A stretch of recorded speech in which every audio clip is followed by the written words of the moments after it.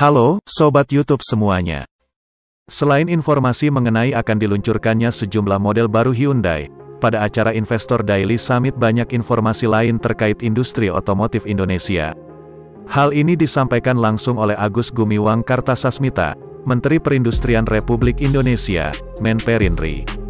Menurutnya, sejumlah produsen mobil asal Jepang juga sudah berkomitmen untuk menjadikan Indonesia sebagai basis beberapa kendaraan bertenaga listrik.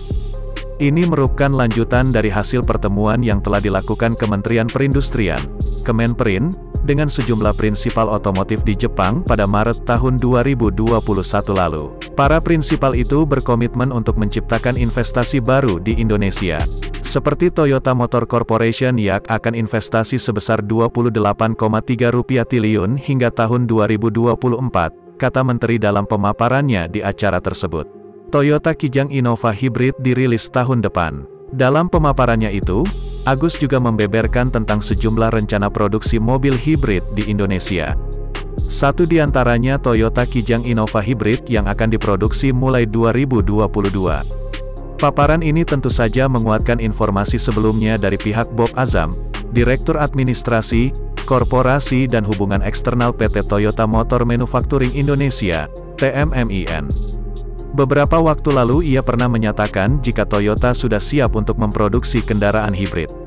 Sebab kata Bob, model hibrid dirasa paling siap untuk kondisi pasar di Indonesia ketimbang mobil listrik.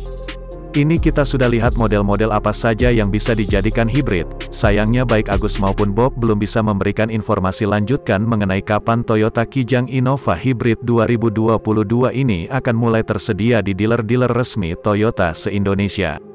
Toyota Indonesia akan produksi 10 model hibrid dan listrik. Lebih lanjut Menteri juga memaparkan jika selain Toyota Kijang Innova Hybrid 2022, Toyota juga sudah berkomitmen untuk memproduksi 10 kendaraan berbasis listrik. Mulai dari model plug-in hybrid vehicle, PHEV, sampai model battery electric vehicle, BEV. Adapun untuk model PHEV antara lain melalui Innova Hybrid. Sementara untuk model BEV1 diantaranya melalui Lexus UX 300e 2022.